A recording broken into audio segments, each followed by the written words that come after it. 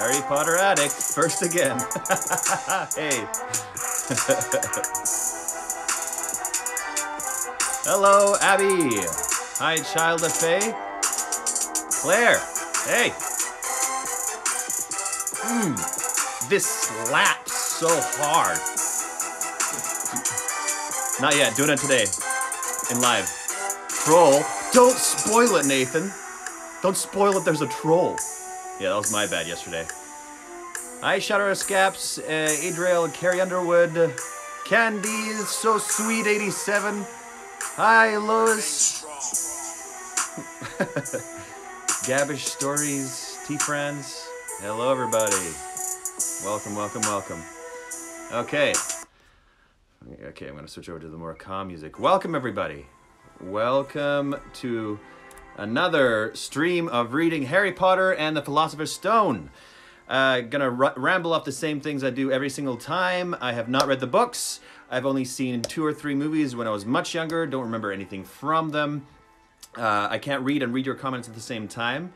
So I always read the comments afterwards. Sometimes they're out of order and I don't get the meaning, but usually I do. Please, no spoilers at all. Do not hint at what's coming or even say, oh, just wait till. Please, I want to be surprised by everything that's happening. I have a 5-minute Q&A at the end, a little interaction session with you. If you have any questions, you can ask them now or at the end. And I save all of these videos on YouTube, so they're all saved. You just go on my bio and click on the link, and it takes you to YouTube. And you can catch up if you've missed out on anything that I've read up until now. After this 1 hour of reading, I'm going to get sorted into a house. Apparently that's something that I have to do. So, since Instagram only lets you do 1 hour stream, I'm going to end this one, start a new one, and for whoever's interested in that, I don't even know how entertaining that can be, because I've never taken it, but I'm going to do that live so that you can follow along me getting sorted into a house. A couple of name suggestions for this whole thing that people wrote in. One was John Reedsley, kind of like that one. John Voth and the Cursed Corona, or Voth-de-Mort. So if you have more suggestions for what I should call this, you let me know and put something in there. Okay, so we're gonna start reading again. If you're reading with this book, I'm starting on page 141. Quidditch just finished. Quidditch just finished. And Harry won everything. And they're now at Hagrid's for tea afterwards. Votherheads, I like that too. Nice one, Tilly. Okay, here we go. Where are we? What happened? Yeah, he was being made a cup of strong tea back in Hagrid's hut. Here we go. It was Snape, Ron was explaining. Hermione and I saw him. He was cursing your broomstick, muttering he wouldn't take his eyes off you. Rubbish, said Hagrid, who hadn't heard a word of what had gone on next to him in the stands. Why would Snape do something like that? Harry, Ron, and Hermione looked at each other, wondering what to tell him. Harry decided on the truth. I found out something about him, he told Hagrid. He tried to get past that 3-headed dog at Halloween. It bit him. We think he was trying to steal whatever it's guarding. Hagrid dropped the teapot. How do you know about Fluffy? He said. Fluffy? Yeah, he's mine. There it is again. Yeah, he's mine. Bought him off a Greek chappie I met in the pub last year. I lent him to Dumbledore to guard the... Yes, said Harry eagerly. Now, don't ask me any more, said Harry gruffly. That's top secret, that is. But Snape's trying to steal it. Rubbish, said Hagrid again. Snape's a Hogwarts teacher. He'd do nothing of the sort. So why did he just try and kill Harry? Cried Hermione. The afternoon's events certainly seemed to have changed her mind about Snape. Who's saying this? I know a jinx when I see one, Hagrid. I've read all about them. You've got to keep eye contact, and Snape wasn't blinking at all. I saw him. I'm telling you, you're wrong, said Hagrid hotly. I don't know why Harry's broom acted like that, but Snape wouldn't try and kill a student. Now listen to me, all 3 of you. You're meddling in things that don't concern you. It's dangerous.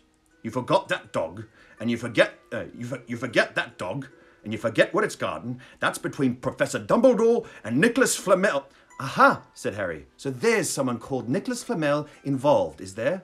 Hagrid looked furious with himself. End of chapter. Hey, Dex is just hanging out down here. He wants up again. He's a bit restless today. I think he might have some gas. So he might toot on camera. Who knows? Chapter 12. Okay, so that's interesting. Yeah, Hagrid is... He doesn't suspect Snape. Or that whole thing of whatever he was taking home with him from the bank. There's a deeper mystery that I don't know yet. Chapter 12. The Mirror of Erised or Erised? Erised. That's what I'm going to call it. Christmas was coming. One morning in mid-December, Hogwarts woke to find itself covered in several feet of snow. The lake froze solid, and the Weasley twins were punished for bewitching several snowballs so that they followed Quirrell around, bouncing up the back of his turban. The few owls that managed to battle their way through the stormy sky to deliver post had to be nursed back to health by Hagrid before they could fly off again. No one could wait for the holidays to start. While the Gryffindor common room and the Great Hall had roaring fires, the draughty corridors had become icy, and a bitter wind rattled the windows in the classrooms.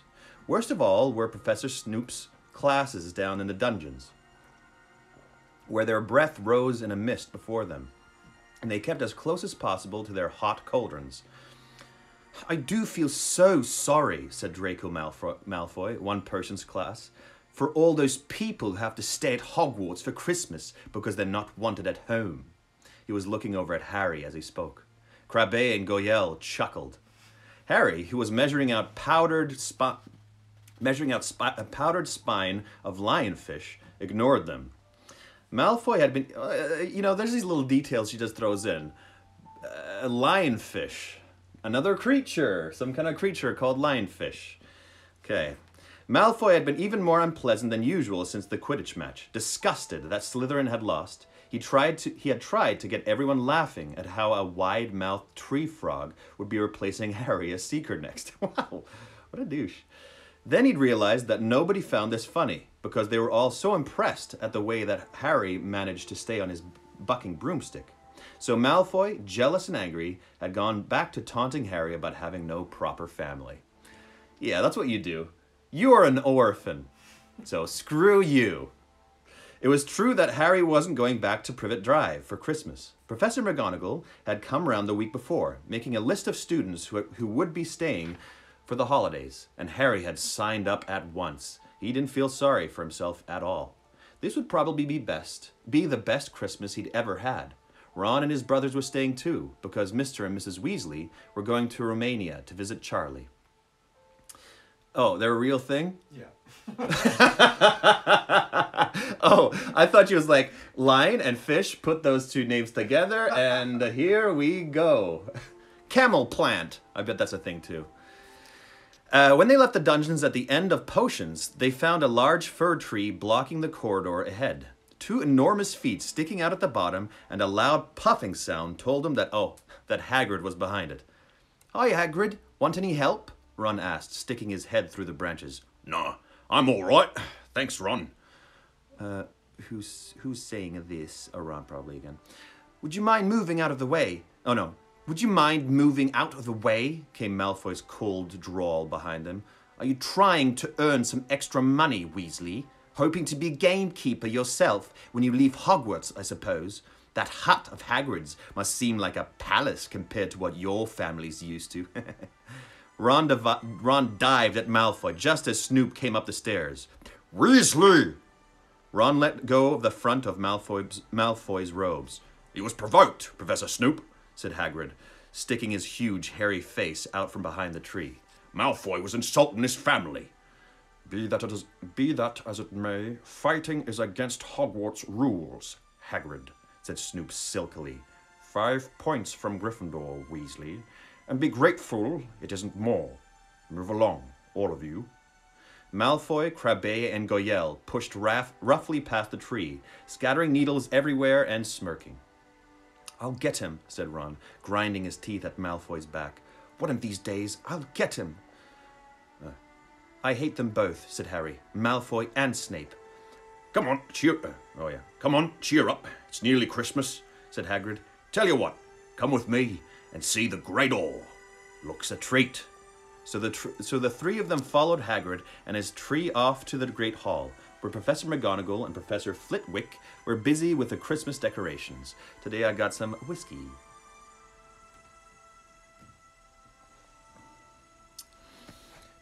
So, where are we? McGonagall and Professor Flitwick. "Ah, Hagrid, the last tree. Put it in the far corner, would you?" The hall looked spectacular. Festoons of holly and mistletoe hung all around the walls, and no fewer than 12 towering Christmas trees stood around the room, some sparkling with tiny icicles, some glittering with hundreds of candles. "How many days you got left until your holidays?" Hagrid asked. "Just one," said Hermione, "and that reminds me. Harry, Ron, we've got half an hour before lunch. We should be in the library." "Oh, yeah, you're right," said Ron, tearing his eyes away from Professor Flitwick, who had golden bubbles blossoming out of his wand and was trailing them over the branches of the new tree. "The library," said Hagrid, following them out of the hall. "Just before the holidays? Bit keen, aren't you?" "Oh, we're not working," Harry told him brightly. "Ever since you mentioned Nicholas Flamel." Flamel? Flamel? Flamel, we've been trying to find out who he is." "You what?" Harry looked shocked. "Listen here. I've told you. Drop it. It's nothing to you. What that dog's garden." "We just want to know who Nicholas Flamel is, that's all," said Hermione. Unless you'd like to tell us and save the trouble," Harry added. "We must have been through hundreds of books already, and we can't find him anywhere. Just give us a hint. I know I've read his name somewhere." "I'm saying nothing," said Hagrid flatly. "Just have to find out for ourselves then," said Ron, and they left Hagrid looking disgruntled and hurried off to the library. They had indeed been searching books for Flamel's name over since Hagrid had let it slip, because how else were they going to find out what Snoop was trying to steal? The trouble was, it was very hard to know where to begin, not knowing what Flamel might have done to get himself into a book. He wasn't in Great Wizards of the 20th Century, or Notable Magical Names of Our Time. He was missing two from Important Modern Magical Discoveries and A Study of Recent Developments in Wizardry. And then, of course, there was the sheer size of the library. Tens of thousands of books, thousands of shelves, hundreds of narrow rows. Hermione took out a list of subjects and titles she had decided to search, while Ron strode off down a row of books and started pulling them off the shelves at random. Harry wandered over to the restricted section. He had been wondering for a while if Flamel wasn't somewhere in there. Unfortunately, you needed a specially signed note from one of the teachers to look in any of the restricted books, and he knew he'd never get one. Get better as you continue drinking. Take another drink. Quick, wispy. Okay. These were the books containing powerful dark magic never taught at Hogwarts and only read by older students studying advanced defense against the dark arts. Madam Prince the Librarian. Okay, what kind of person is she? Adjectives again, please. Madam Prince. No, Madam Pince, the librarian. She's just a throwaway character. "What are you looking for, boy?" Nothing," said Harry. Madam Pince the librarian brandished a feather duster at him. "You'd better get out, then. Go on. Out." Wishing he'd been a bit quicker at thinking up some story, Harry left the library.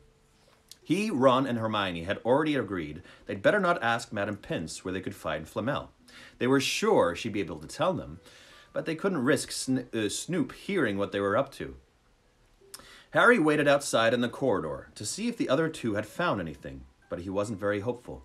They had been looking for a fortnight, after all, but as they only had odd moments between lessons, it wasn't surprising they'd found nothing. What they really needed was a nice long search without Madam Pince breathing down their necks.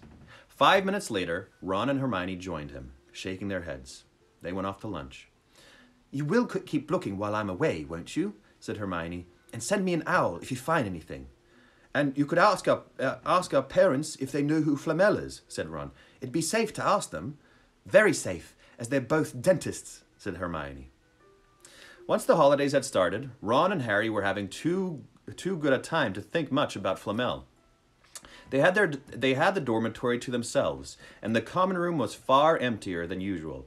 So they were able to get the good armchairs by the fire. They sat by the hour, eating anything they could spare on a toasting fork, bread, crumpets, marshmallows, and plotting ways of getting Malfoy expelled, which were fun to talk about, even if they wouldn't work. Ron also started teaching Harry wizard chess. This was exactly like Muggle chess, except that the figures were alive, which made it a lot like directing troops in battle. Oh, that would be fun. That'd be fun. Ron's set was very old and battered. Like everything else he owned, it had once belonged to someone else in his family. In this case, his grandfather. However, old chessmen weren't a drawback at all. Ron knew them so well he never had trouble getting them to do what he wanted. Harry played with chessmen Seamus Finnegan had lent him, and they didn't trust him at all. He wasn't a very good player yet, and they kept shouting different bits of advice at him. That's really funny. Different bits of advice at him, which was confusing. Don't send me there! Can't you see his knight? Send him! We can't afford to lose him. That's really funny. I like that. That'd be so much fun. On Christmas Eve, Harry went to bed looking forward to next day for the food and the fun, but not expecting any presents at all. When he woke early next morning, however, the first thing he saw was a small pile of packages at the foot of his bed. "Happy Christmas," said Ron sleepily, as Harry scrambled out of bed and pulled on his dressing gown. "You too," said Harry. "Will you look at this? I've got some presents." "What did you expect? Turnips?" said Ron, turning to his own pile, which is a lot bigger than Harry's. Harry picked up the top parcel. "Oh, an orphan! An orphan getting presents for the first time!"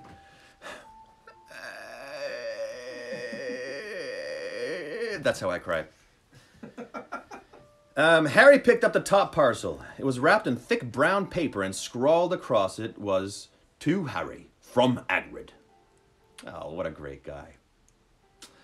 Inside was a roughly cut wooden flute. Hagrid had obviously whittled it himself. Harry blew it. It sounded a bit like an owl. A second, very small parcel contained a note. Who is this? Uncle Vernon. "We received your message and enclosed your Christmas present." From Uncle Vernon at Petunia. So just by the book. Sellotaped to the note was a 50-pence piece. "That's friendly," said Harry. Ron was fascinated by the 50 pence. "Weird," he said.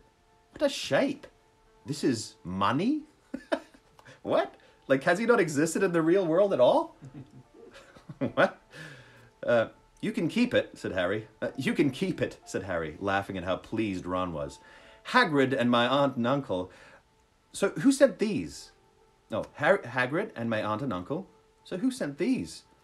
"I think I know who that one's from," said Ron, going a bit pink and pointing to a very lumpy parcel. "My mum. I told her you didn't expect any presents and..." "Oh no," he groaned. "She's made you a Weasley jumper."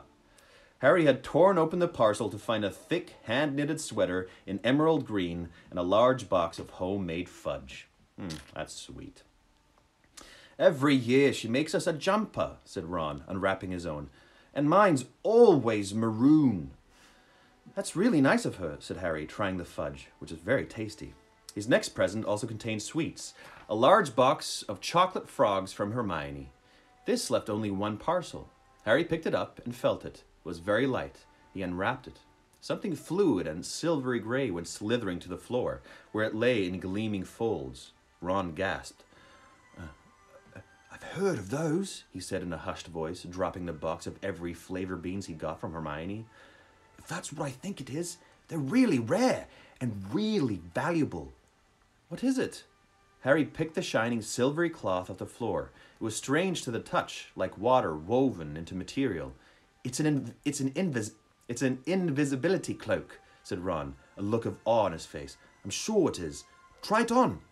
Harry threw the cloak around his shoulders, and Ron gave a yell. "It is! Look down!" Harry looked down at his feet, but they had gone.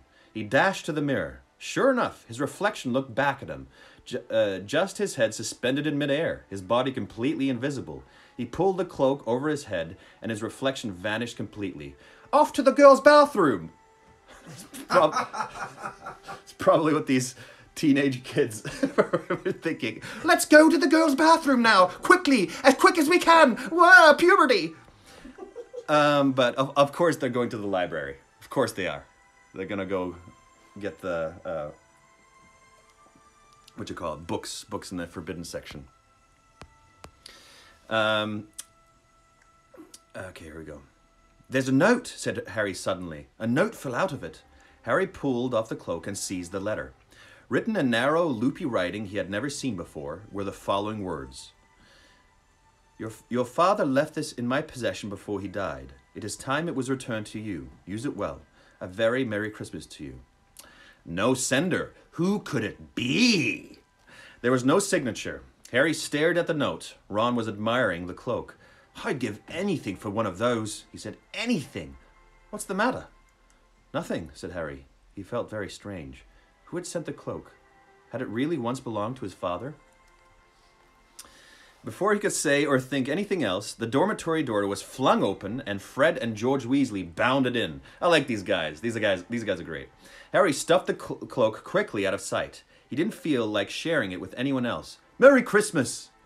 Hey, look! Harry's got a Weasley jumper too! Fred and George were wearing blue jumpers, one with a large yellow F on it, the other a G. Oh my gosh. Tweedledee and Tweedledum. Harry's is better than ours, though, said Fred, holding up Harry's jumper. She obviously makes more of an effort if you're not family. Why aren't you wearing yours, Ron? George demanded. Come on, get on it. They're lovely and warm. I hate maroon, Ron I hate maroon, Ron moaned half-heartedly as he pulled it over his head. You haven't got a letter on yours, George observed. I suppose she thinks you don't forget your name. But we're not stupid. We know we're called Gred and Forge. What's all this noise? Percy Weasley stuck his head through the door, looking disapproving. He had clearly come halfway through unwrapping his presents, as he, too, carried a lumpy jumper over his arm, which Fred seized. P for prefect. Get on it, Percy. Come on. We're all wearing ours. Even Harry got one. I don't want, said Harry thickly, as the twins forced the jumper over his head, knocking his glasses askew. And you're not sitting with the prefects today either, said George. Christmas is a time for family. They frog marched Percy from the room, his arms pinned to his side by his jumper. I do have whiskey tonight. Harry had never in all his life had such a Christmas dinner. Oh man, like the food, I just want to forever eat there. Like every single meal, the cooks in the kitchen is like, we better feed these kids 5-star meals. And this is just, or actually they just probably say Zimzilla-bum-bum and magical food appears. Zimzilla-bum-bum. Harry had never in all his life had such a Christmas dinner. 100 fat roast turkeys, mountains of roast and boiled potatoes, platters of fat chipolatas, I don't even know that word, tureens of buttered peas, silver boats of thick, rich gravy and cranberry sauce, and stacks of wizard crackers every few feet along the table. These fantastic crackers were nothing like the feeble muggle ones the Dursleys usually brought, with their little plastic toys and their flimsy paper hats. Harry pulled a wizard crack with Fred, and it didn't just bang. It went off with a blast like a cannon and engulfed them all in a cloud of blue smoke, while from the inside exploded a real admiral's hat and several live white mice. Up on the high table, Dumbledore had swapped his pointed wizard hat for a flowered bonnet and was chuckling merrily at a joke Professor Flitwick had just read him. Flaming Christmas puddings followed the turkey. Percy nearly broke his teeth on a silver sickle embedded in his slice. Harry watched Hagrid getting redder and redder in the face as he called for more wine, finally kissing Professor McGonagall on the cheek. What? Who, to Harry's amazement, giggled and blushed, her top hat lopsided. Oh, damn! We got a little romance going on here. Huge Hagrid and... how old is McGonagall? And how old is Hagrid? All you Harry Potter professors that know this, please let me know. Oh yeah, I'm for this. I'm all for this. This should be good. When Harry finally left the table, he was laden down with a stack of things out of the crackers, including a pack of non-explodable, luminous balloons, a grow-your-own-warts kit, and his own new wizard chess set. Hey, buddy. Hey, here you are. There he is. The white mice had disappeared, and Harry had a nasty feeling they were going to end up as Mrs. Norris's Christmas dinner. Harry and the Weasleys spent a happy afternoon having a furious snowball fight in the grounds. Then, cold, wet, and gasping for breath, they returned to the fire in the Gryffindor common room, where Harry broke in his new chess set by losing spectacularly to Ron. He suspected he wouldn't have lost so badly if Percy hadn't tried to help him so much.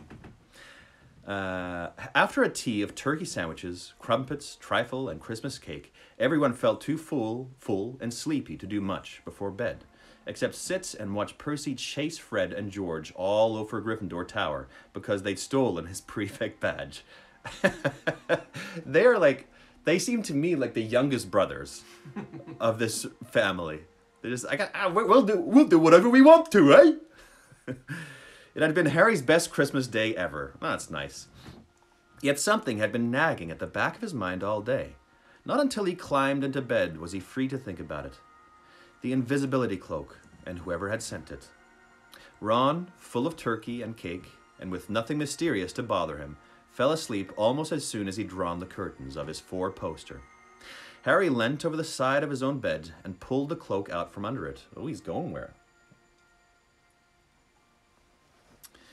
His father's. This had been his father's. He let the material flow over his hands, smoother than silk, light as air. Use it well, the note had said. He had to try it, now. He slipped out of bed and wrapped a cloak around himself. Looking down at his legs, he saw only moonlight and shadows. It was a very funny feeling. Use it well. Suddenly, Harry felt wide awake. The whole of Hogwarts was open to him in this cloak. Excitement flooded through him as he stood there in the dark and silence. He could go anywhere in this, anywhere, and Filch would never know. Ron grunted in his sleep. Should Harry wake him? Something held him back, his father's cloak. He felt that this time, the first time, he wanted to use it alone.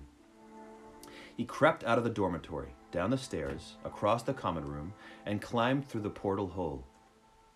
"Who's there?" squawked the fat lady. Harry said nothing. He walked quickly down the corridor.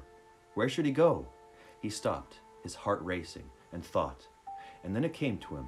The restricted section in the library. He'd be able to read as long as he liked, as long as it took to find out who Flamel was. He set off, drawing the invisibility cloak tight around him as he walked. The library was pitch black and very eerie. Harry lit a lamp to see his way along the rows of books. The lamp looked as if it was floating along in midair, and even though Harry could feel his arm supporting it, the sight gave him the creeps. The restricted section was right at the back of the library. Stepping carefully over the rope which separated these books from the rest of the library, he held up his lamp to read the titles. They didn't tell him much. Their peeling, faded gold letters spelled words in languages Harry could not understand. Some had no title at all. One book had a dark stain on it that looked horribly like blood. The hairs on the back of Harry's neck prickled. Maybe he was imagining it, maybe not. But he thought a faint whispering was coming from the books, as though they knew someone was there who shouldn't be. He had to start somewhere. Setting the lamp down carefully on the floor, he looked along the bottom shelf for an interesting-looking book. A large black and silver volume caught his eye. He pulled it out with difficulty because it was very heavy, and, balancing it on his knee, let it fall open. A piercing, blood-curdling shriek split the silence. The book was screaming. Yikes, that is horrifying. That is horrifying. I don't like that. Nuh-uh. It's too scary. I'm not going to read no more. Harry snapped it shut, but the shriek went on and on. Whoa, one high, unbroken, ear-splitting note. Eek! He stumbled backwards and knocked over his lamp, which went out at once. Panicking, he heard footsteps coming down the corridor outside. Stuffing the shrieking book back on the shelf, he ran for it. He passed Filch almost in the doorway. Filch's pale, wild eyes looked straight through him, and Harry slipped under Filch's outstretched arm and streaked up the corridor, the book's shriek still ringing in his ears. He came to a sudden halt in front of a tall suit of armor. He had been so busy getting away from the library, he hadn't paid attention to where he was going. Perhaps because it was dark, he didn't recognize where he was at all. There was a suit of armor near the kitchens, he knew, but he must be 5 floors above them. Who is saying this? I need to find out. Filch. Okay, yeah, greasy voice. You asked me to come directly to you, Professor. If anyone was wandering around at night, and somebody's been in the library, restricted section. Harry felt the blood drain out of his face. Wherever he was, Filch must know a shortcut, because his soft, greasy voice was getting nearer. Okay, soft and greasy, okay. And to his horror, it was Snoop who replied, "The restricted section. Well, they can't be far. We'll catch them." Harry stood rooted to the spot as Filch and Snoop came around the corner ahead. They couldn't see him, of course, but it was a narrow corridor. If they came much nearer, they'd knock right into him. The cloak didn't stop him from being solid. Yeah, soft and greasy is kind of ooh. That's true. He backed away as quietly as he could. A door stood ajar to his left. It was his only hope. He squeezed through it, holding his breath, trying not to move it, and to his relief, he managed to get inside the room without their noticing anything. They walked straight past, and Harry leant against the wall, breathing deeply, listening to their footsteps dying away. It's like that. It's for sure that movie scene, like a scene shot this direction. He's like against the wall going, while they're passing in the background. That's what's happening right there. That had been close, very close. It was a few seconds before he noticed anything about the room he had hidden in. It looked like a disused classroom. The dark shapes of desks and chairs were piled against the walls, and there was an upturned waste paper basket. But propped against the wall, facing him, was something that didn't look as if it belonged there. Something that looked as if someone had just put it there to keep it out of the way. It was a magnificent mirror, as high as the ceiling, with an ornate gold frame, standing on 2 clawed feet. There was an inscription carved around the top. All right. Erised stra eru oit ub kafru oit on wozi. I'm just going to move on from that. His panic fading now that there was no sound of Filch and Snoop, Harry moved nearer to the mirror, wanting to look at himself, but see no reflection again. He stepped in front of it. He had to clap his hands to his mouth to stop himself screaming. He whirled around. His heart was pounding far more furiously than when the book had screamed.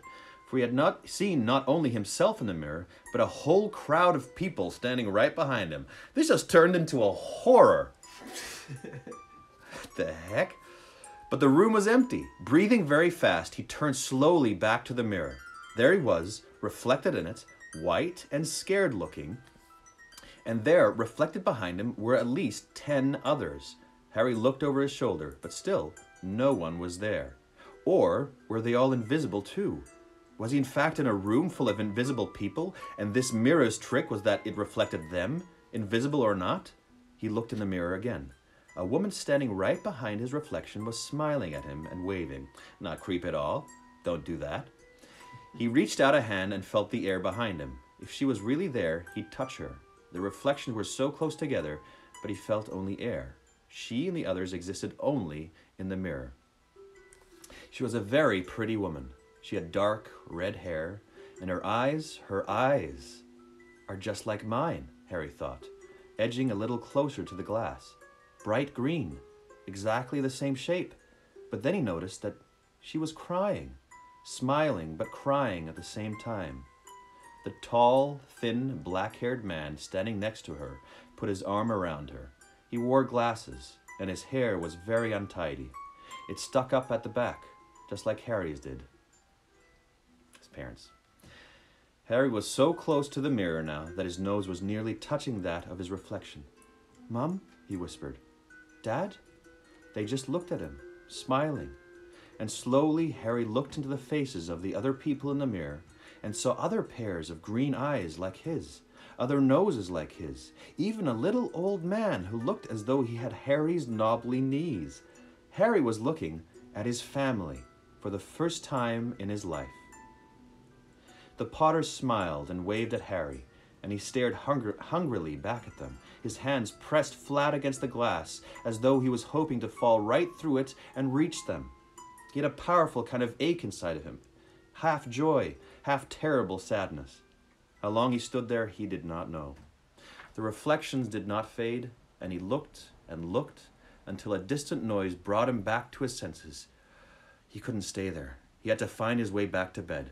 He tore his eyes away from his mother's face, whispered, "I'll come back," and hurried from the room. Oh, what a scene! What a good scene! From like horror to just pure yearning and surprised at seeing his family for the first time and not knowing what's going on and what's happening to them or what happened to them really. Oh man, that's so good. Poor kid.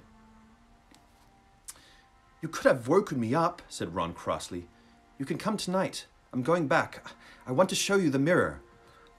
"I'd like to see your mum and dad," Ron said eagerly. "And I want to see all your family, all the Weasleys. You'll be able to show me your other brothers and everyone." "You can see them any old time," said Ron. "Just come round my house this summer. Anyway, maybe it only shows dead people. Shame about not finding Flamel, though. Have some bacon or something. Why aren't you eating anything?" I feel like sometimes I rush through the conversations a bit too quickly. Because I finished a sentence with like, I would have said it differently if I knew what I was going to say. So I might slow down sometimes from now on. Harry couldn't eat. How much time we got? Okay. Harry couldn't eat. He had seen his parents and would be seeing them again tonight. He had almost forgotten about Flamel. It didn't seem very important anymore. Who cared what the three-headed dog was guarding? What did it matter if Snoop stole it, really? "Are you all right?" said Ron. "You look odd." What Harry feared most was that he might not be able to find the mirror room again. With Ron covered in the cloak too, risky, they had to walk much more slowly next night. They tried retracing Harry's route from the library, wandering around the dark passageways for nearly an hour. "I'm freezing," said Ron. "Let's forget it and go back." "No," Harry hissed. "I know it's here somewhere." They passed the ghost of a tall witch gliding in the opposite direction, but saw no one else. Just as Ron started moaning that his feet were dead with cold, Harry spotted the suit of armor. "It's here! Just here! Yes!" They pushed the door open. Harry dropped the cloak from around his shoulders and ran to the mirror. There they were, his mother and father beaming at the sight of him. "See?" Harry whispered. "I can't see anything. Look at them all.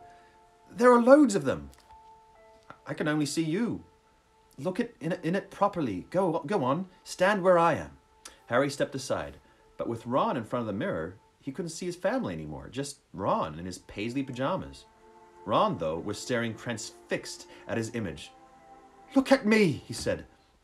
"Can you see all your family standing around you?" "No, I'm alone, but I'm different. I look older, and I'm a head boy." "What?" "I am. I'm wearing the badge like Bill used to, and I'm holding the house cup and the Quidditch cup. I'm Quidditch captain too." Ron tore his eyes away from this splendid sight to look excitedly at Harry. "Do you think this mirror shows the future?" "How can it? All my family are dead. Let me have another look.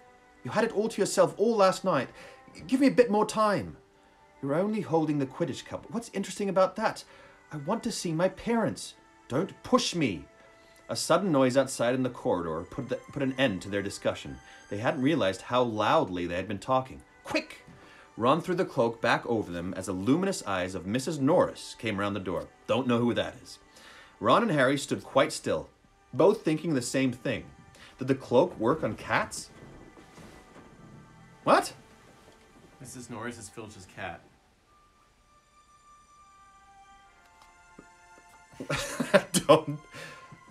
I still don't get this thing. Why is this cat called Mrs. Norris? Does every animal get a first and last name? Is it addressed by Sir and Madam? After what seemed an age, she turned and left. This isn't safe. She might have gone for Filch. I bet you heard us. Come on. And Ron pulled Harry out of the room, kissing him.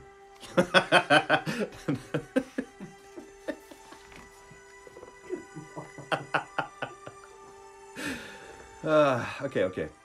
The snow still hadn't melted next morning. Want to play chess, Harry? Said Ron. No. Why don't we go down and visit Hagrid? No, you go. I know what you're thinking about, Harry. That mirror. Don't go back tonight. Yeah, Shay, you would say that. You love your cats. Yeah, of course. Why not? I don't know. So wait, who's speaking? I know what to think about Harry. Okay, this is now Ron. I don't know.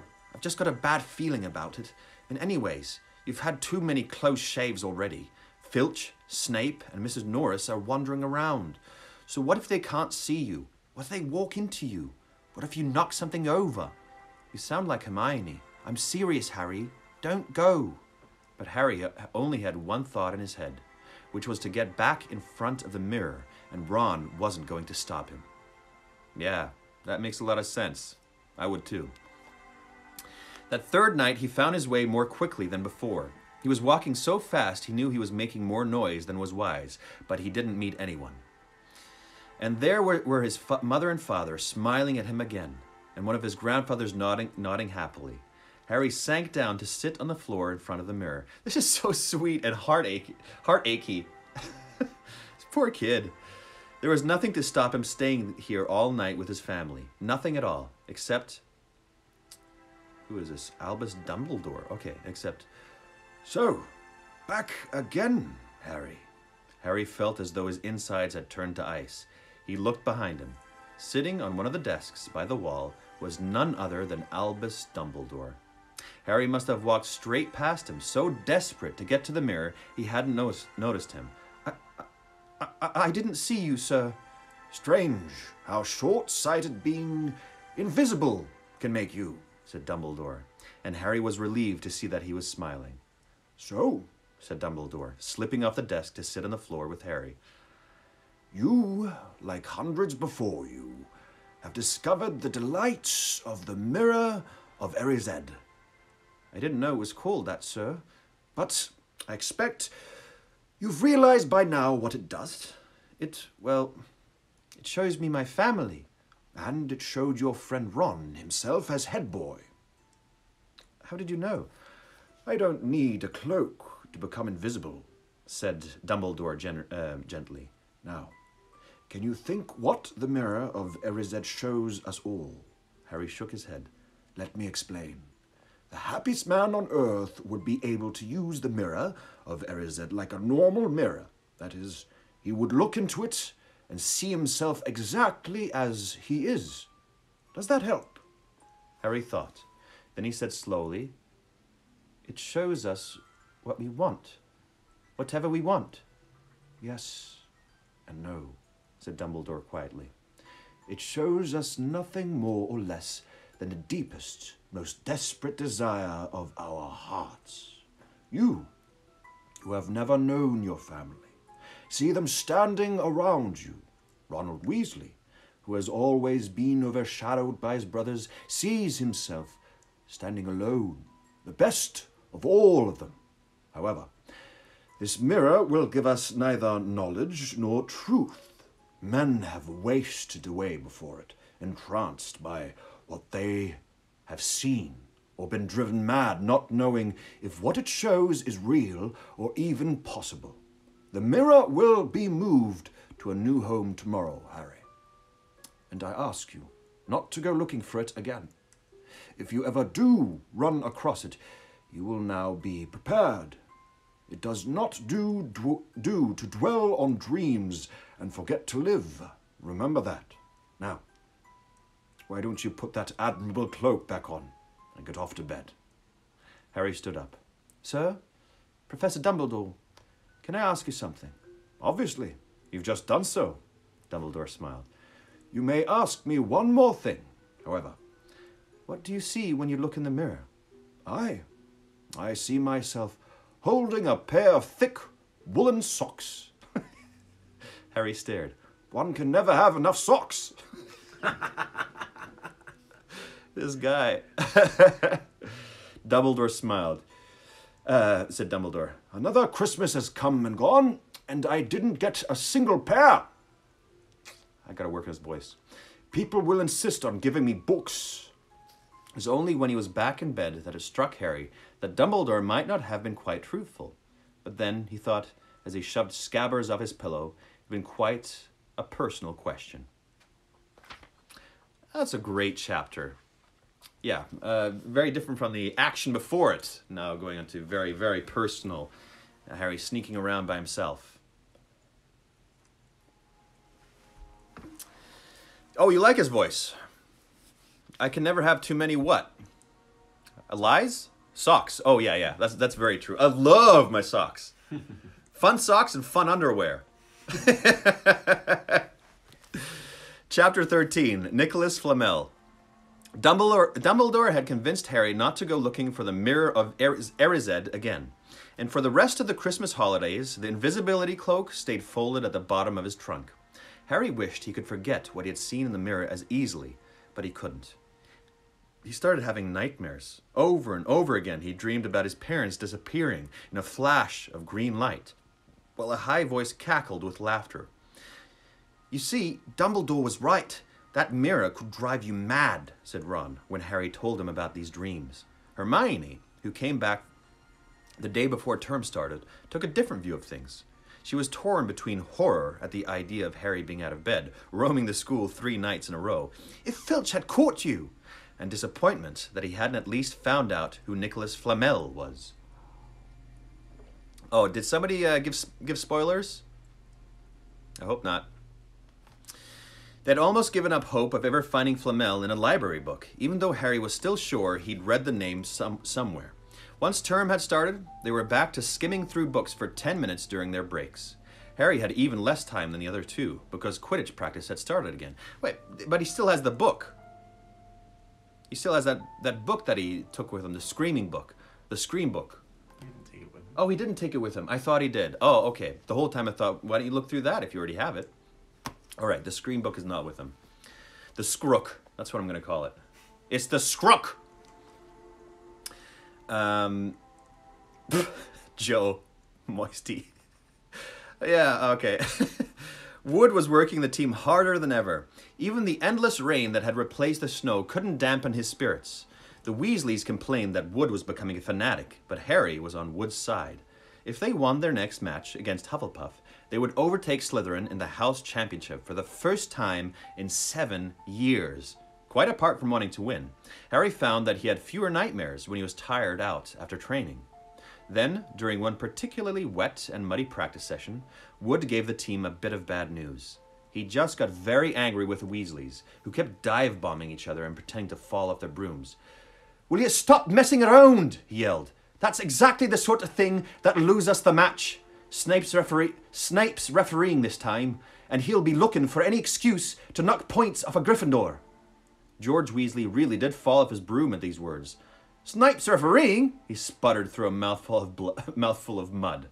When he's ever refereed a When's he ever refereed a Quidditch match? He's not going to be fair if we might overtake Slytherin. The rest of the team landed next to George to complain too. "It's not my fault," said Wood. "We've just got to make sure we play a clean game, so Snape hasn't got an excuse to pick on us." Which was all very well, thought Harry, but he had another reason for not wanting Snape near him while he was playing Quidditch. The rest of the team hung back to talk to each other as usual at the end of practice. Okay, we got a couple minutes left. But Harry headed straight back to the Gryffindor common room, where he found Ron and Hermione playing chess. Chess was the only thing Hermione ever lost at. Well, that's surprising. Something Harry and Ron thought was very good for her. I guess so. She's got a lot of knowledge, but okay, so maybe this says she's not like a very strategic thinker. Maybe? "Don't talk to me for a moment," said Ron when Harry sat down next to him. "I need to concentrate." He caught sight of Harry's face. "What's the matter with you? You look terrible." Speaking quietly so that no one else would hear, Harry told the other two about Snoop's sudden, sinister desire to be a Quidditch referee. Don't play, said Hermione at once. Say you're ill, said Ron. Pretend to break your leg, Hermione suggested. Really break your leg, said Ron. I can't, said Harry. There isn't a reserve seeker. If I back out, Gryffindor can't play at all. Lois! I will happily tell you he's not cool. Whoa, what a diss!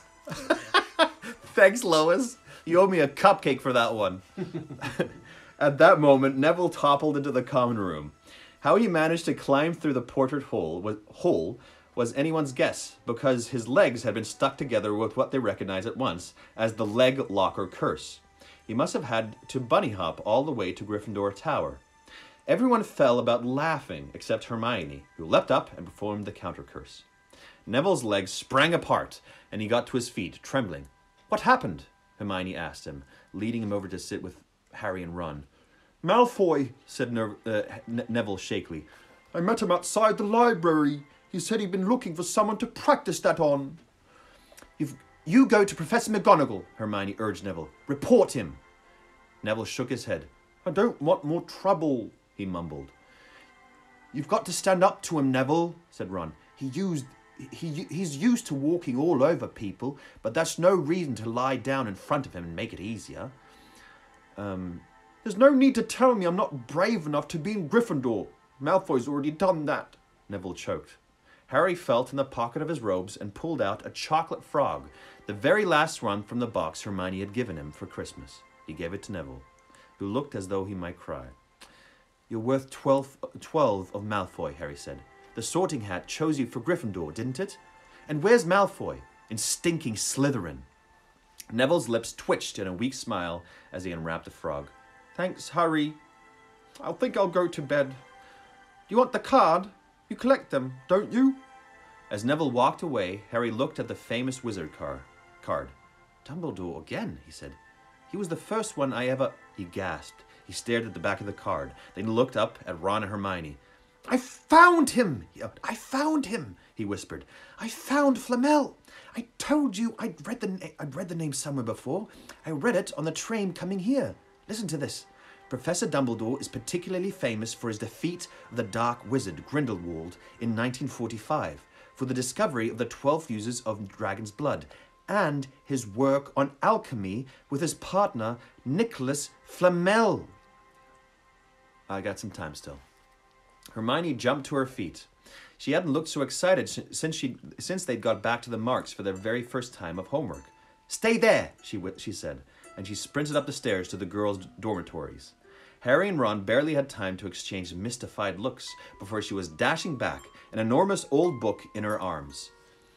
I never thought to look in here, she whispered excitedly. I got this out of the library weeks ago for a bit of light reading. Light? Said Ron, but Hermione told him to be quiet until she'd looked something up and started flicking frantically through the pages, muttering to herself. At last, she found out what she was looking for. I knew it! I knew it! Are we allowed to speak yet? Said Ron grumpily. Hermione ignored him.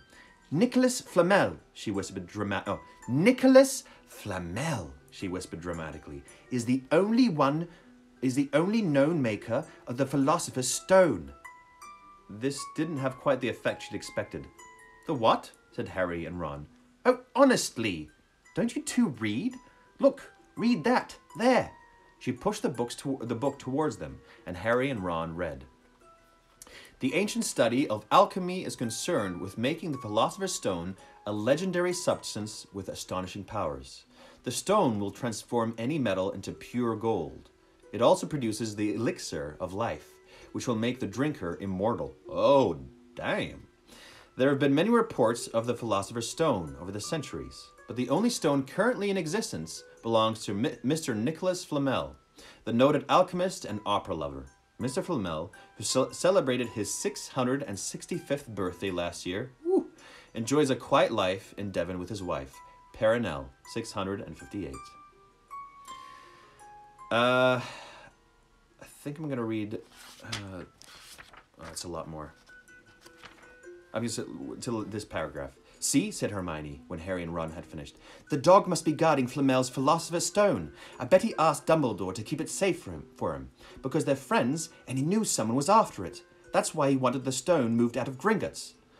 A stone that makes gold and stops you ever dying, said Harry. No wonder Snape's after it. Anyone would want it. And no wonder we couldn't find Flamel in the study of recent developments in wizardry, said Ron. He's not exactly recent if he's 665, is he? Next morning, in defense against the dark arts, while copying down different ways of treating werewolf bites, Harry and Ron were still discussing what they'd do with a Philosopher's Stone, if they had one. It wasn't until Ron said that he'd buy his own Quidditch team that Harry remembered about Snape and the coming match. I'm going to play, he told Ron and Hermione. If I don't, all the Slytherins will think I'm just too scared to face Snoop. I'll show them. It'll really wipe the smiles off their faces if we win. Just as long as we're not wiping you off the pitch, said Hermione. And that's where I'll end for today. Exciting chapters. Yeah, we're in the last quarter. We're getting there. We're getting along here. Okay, time for questions that you have. Sophia Foster, I know you asked twice already. Which character do I relate to the most? There's been some jokes made about this, but I do relate to Hagrid.